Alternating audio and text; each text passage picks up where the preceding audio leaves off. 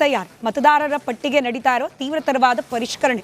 ಇದು ಪ್ರಾರಂಭ ಆಗ್ಲಿಕ್ಕೆ ಮುಂಚೆನೂ ಪ್ರಾರಂಭ ಆದಮೇಲೂ ಕೂಡ ಕಾಂಗ್ರೆಸ್ ಪಕ್ಷ ಕೇವಲ ನಮ್ಮ ರಾಜ್ಯದ ಮಟ್ಟದಲ್ಲಿ ಮಾತ್ರವಲ್ಲ ರಾಷ್ಟ್ರೀಯ ಮಟ್ಟದಲ್ಲೂ ಕೂಡ ಇದು ಬಿಜೆಪಿ ತನ್ನ ಮತ ಬ್ಯಾಂಕ್ ಅನ್ನು ಭದ್ರಗೊಳಿಸಿಕೊಳ್ಳಲಿಕ್ಕೆ ಹಾಗೆ ವಿರೋಧ ಪಕ್ಷಗಳ ಮತ ಬ್ಯಾಂಕ್ ಅನ್ನು ಛಿದ್ರಗೊಳಿಸಲಿಕ್ಕೆ ಬಳಕೆ ಮಾಡಿಕೊಳ್ತಾ ಇರುವ ಒಂದು ಅಸ್ತ್ರ ಅನ್ನೋ ಆರೋಪವನ್ನ ಮಾಡ್ತಲೇ ಬಂದಿದೆ. ಈ ದಿನಕ್ಕೂ ಕೂಡ ಅದು ಮುಂದುವರೆದಿದೆ.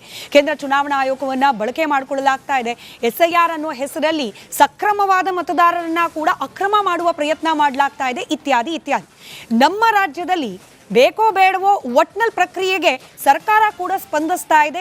ಇದಕ್ಕೆ ಉದಾಹರಣೆ ಅನ್ನೋ ರೀತಿಯಲ್ಲಿ ಮುಖ್ಯಮಂತ್ರಿ DK ಶಿವಕುಮಾರ್ ಅವರು ಹಾಗೆ ಉಪಮುಖ್ಯಮಂತ್ರಿ ಪರಮೇಶ್ವರ್ ಅವರು ಕೂಡ SIR ಆಗಬೇಕು, ಎಲ್ಲ ಮತದಾರರು ಕೂಡ SIR ಪ್ರಕ್ರಿಯೆಯಲ್ಲಿ ಭಾಗಿ ಆಗಬೇಕು, ನಿಮ್ಮ ಓಟ್ಗಳನ್ನು ಮತಗಳನ್ನು ಉಳಿಸ್ಕೊಳ್ಳೋ ಪ್ರಯತ್ನ ಮಾಡಬೇಕು. ಅದಕ್ಕೆ ಕಾಂಗ್ರೆಸ್ ಆಸ್ ಅ ಪಾರ್ಟಿ ಯಾವ ರೀತಿಯಾಗಿ ಬೆಂಬಲವಾಗಿ ನಿಲ್ಬೋದು, BLAಗಳ ಮೂಲಕ ಅದನ್ನು ನಾವು ಮಾಡ್ತೀವಿ ಅಂತ ಹೇಳಿ ಒಂದು ಕನ್ಕ್ಲೂಷನ್ ಅಂದೇ ಹೋದರೂ ಕೂಡ ಒಂದು ರೀತಿಯಲ್ಲಿ ಸಮझौता ಅನ್ನೋ ಮಟ್ಟಕ್ಕೆ SIR ಅನ್ನ ಇಲ್ಲಿನ ಅಂದರೆ ನಮ್ಮ ರಾಜ್ಯದ ಕಾಂಗ್ರೆಸ್ ಪಕ್ಷ ಕೂಡ ಒಂದು ಹಂತಕ್ಕೆ ಒಪ್ಕೊಂಡಿದೆ. ಆದರೆ ಈ SIR ನಲ್ಲಿ ಯಾರೆಲ್ಲರನ್ನ ಕೈ ಬಿಡಲಾಗತ್ತೆ ಅನ್ನೋ ಆತಂಕ ಇದೆಯೋ, ಬಹಳ ಪ್ರಮುಖವಾಗಿ ನೇರವಾಗಿ ಹೇಳೋದಾದ್ರೆ ಕಾಂಗ್ರೆಸ್ನ ವೋಟ್ ಬ್ಯಾಂಕಿಗೆ SIR ಮೂಲಕ ಧಕ್ಕೆ ತರೋ ಪ್ರಯತ್ನ ಕೇಂದ್ರದಿಂದ ಅಥವಾ BJP ಪಕ್ಷದ ಕಡೆಯಿಂದ ಮಾಡಲಾಗಬಹುದು ಅನ್ನೋ ಅನುಮಾನ ಇದೆಯಲ್ಲ, ಈ ಅನುಮಾನಕ್ಕೆ ಉತ್ತರ ಕಂಡುಕೊಳ್ಳೋ ಪ್ರಯತ್ನದ ಭಾಗವಾಗಿ PRC ತರಲಿಕ್ಕೆ ಹೊರಟಿದೆ ರಾಜ್ಯ ಸರ್ಕಾರ ಅಥವಾ ತರ್ತಾ ಇದೆ ಅನ್ನೋ ಆರೋಪ ವಿರೋಧ ಪಕ್ಷದ ಕಡೆಯಿಂದ. ಏನಿದು PRC? ರಾಜ್ಯದಲ್ಲಿ ಅಂದರೆ ನಮ್ಮ ಕರ್ನಾಟಕ ರಾಜ್ಯದಲ್ಲಿ ಶಾಶ್ವತವಾಗಿ ನೆಲೆಸಿರುವಂತಹ ನಿವಾಸಿಗಳು ಅಂತ ಹೇಳಿ ನೀಡಲಾಗುವ ಪ್ರಮಾಣ ಪತ್ರ. ಹಾಗಾದರೆ ಈ PRC ನಿಜವಾಗ್ಲೂ SIR ನಿಂದ ತಪ್ಪಿ ಹೋಗುವ ಮತಗಳನ್ನು ಉಳಿಸ್ಕೊಳ್ಳೋ ಪ್ರಯತ್ನದ ಭಾಗವಾದ್ರಲ್ಲೂ ವಿಶೇಷವಾಗಿ ಕಾಂಗ್ರೆಸ್ನ ಮತ ಬ್ಯಾಂಕನ್ನು ಉಳಿಸ್ಕೊಳ್ಳಿಕ್ಕೆ ಈ PRC ಅಸ್ತ್ರವಾಗಿ ಬಳಕೆ ಮಾಡ್ಕೊಳ್ಳಿಕ್ಕೆ ಸಾಧ್ಯನಾ? ಅಕ್ರಮ ಬಾಂಗ್ಲಾದೇಶಿ ನಿವಾಸಿಗಳನ್ನು ಉಳಿಸ್ಕೊಳ್ಳಿಕ್ಕೆ ಈ PRC ಅನ್ನೋ BJPಯ ಆರೋಪ ಏನಿದೆ, ಇದರಲ್ಲಿ ವಾಸ್ತವಾಂಶ ಇದೆಯಾ? ಸತ್ಯಕ್ಕೆ ಹತ್ತಿರವಾದ ಆರೋಪನಾ ಇದು? ಈ ರೀತಿಯ ಅನೇಕ ಪ್ರಶ್ನೆಗಳಿಗೆ ಉತ್ತರವನ್ನು ಹುಡುಕೋ ಪ್ರಯತ್ನವನ್ನು ಇವತ್ತಿನ ಮಹಾಭಾರತ ಚರ್ಚಾ ಕಾರ್ಯಕ್ರಮದಲ್ಲಿ ಮಾಡೋಣ. ಚರ್ಚೆ ಪ್ರಾರಂಭಕ್ಕೆ ಮುಂಚೆ ಈ ಬಗ್ಗೆ ಒಂದು ವರದಿ ನಿಮ್ಮ ಮುಂದೆ.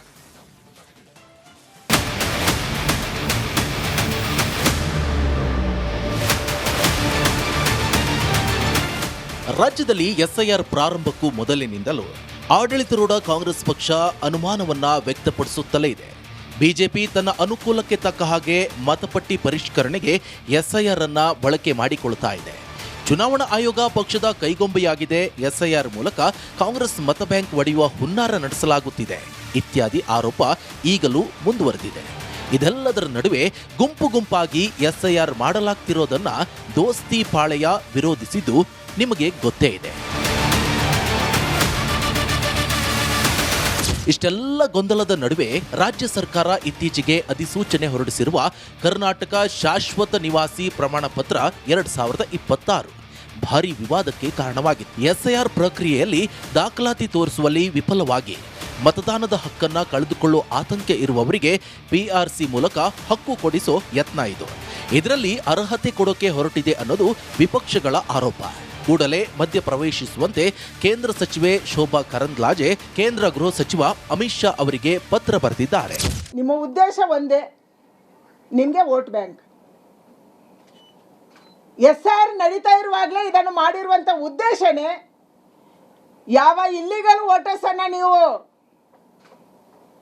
ಬಾಂಗ್ಲಾದೇಶದಿಂದ ವೆಸ್ಟ್ ಬೆಂಗಾಲ್ ಮೂಲಕ ಕರ್ಕೊಂಡು ಬಂದಿದ್ರಿ ಇಷ್ಟು ವರ್ಷಗಳ ಕಾಲ, ಕಳೆದ 20-25 ವರ್ಷಗಳ ಕಾಲ,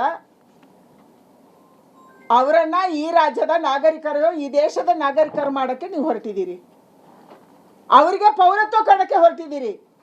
ಸರ್ಕಾರಿ ಅಧಿಕಾರಿಗಳೇ ಶಾಶ್ವತ ನಿವಾಸಿ ಪ್ರಮಾಣ ಪತ್ರ ಕೊಡೋದು, ಕಾಂಗ್ರೆಸ್ ಪಕ್ಷ ಅದನ್ನ ಕೊಡಲ್ಲ.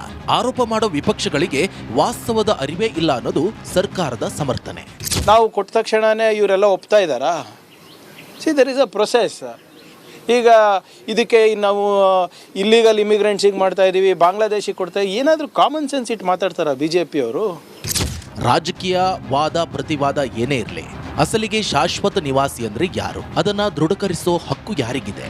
ಈ ಪ್ರಮಾಣ ಪತ್ರ ಕಾನೂನಾತ್ಮಕವಾಗಿ ಏನು ಮಾನ್ಯತೆ ಪಡೆದಿದೆ? SIR ನಡೀತಿರೋ ಹೊತ್ತಲ್ಲೇ PRC ಅಧಿಸೂಚನೆ ಹೊರಡಿಸಿದ್ದು ಯಾಕೆ? ನಾಗರಿಕರಿಗೆ ಇಂತಹದೊಂದು ಪ್ರಮಾಣ ಪತ್ರ ಕೊಡಲು ರಾಜ್ಯ ಸರ್ಕಾರಕ್ಕೆ ಸಂವಿಧಾನಾತ್ಮಕ ಅವಕಾಶ ಇದೆಯೇ? ವಿಪಕ್ಷಗಳ ಆರೋಪದಲ್ಲಿ ಸತ್ಯವಿದೆ. ಬನ್ನಿ ಚರ್ಚೆ ಮಾಡೋಣ.